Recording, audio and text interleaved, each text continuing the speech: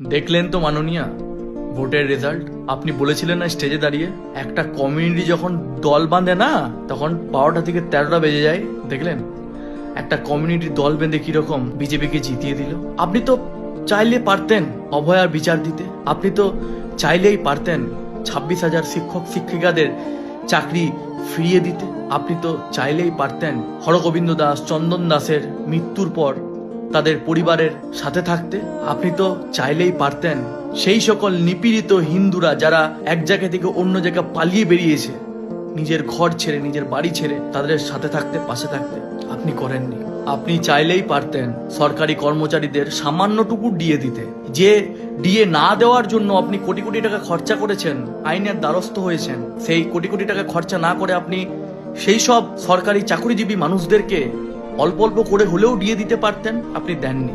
বাঙালি মাছ ভাত খাবে, একটা বাঙালি প্রথমে ভারতীয়, তারপর সে হিন্দু, তারপর সে বাঙালি। আর সেই বাঙালির বাঙালিয়ানা বজায় রাখতে হলে তাকে মাছ খেতে হবে, মাংস খেতে হবে এবং যা যা করতে হয় করতে হবে, কিন্তু তার জন্য নিজেকে প্রথমে বাঁচতে হবে স্বাধীনভাবে এবং পকেটে টাকা থাকতে হবে, তবেই সে মাছ খেতে পারবে, মাংস খেতে পারবে। সে যদি স্বাধীনভাবে বাঁচতেই না পারে, তার পকেটে যদি টাকাই না থাকে, তার যদি জীবনের সংশয় থাকে যে এখান থেকে আমাকে একদিন হলে চলে যেতে হবে, আমাকে ঘর ছাড়তে হবে, আমাকে অন্য রাজ্যে গিয়ে কাজ করতে হবে, আমার বউ বাচ্চা এখানে থাকবে, সে বাঙালিত্ব দেখবে না সে আগে নিজে বাঁচবে? বুঝতে হয় অনেক দেরি হয়ে গেছে।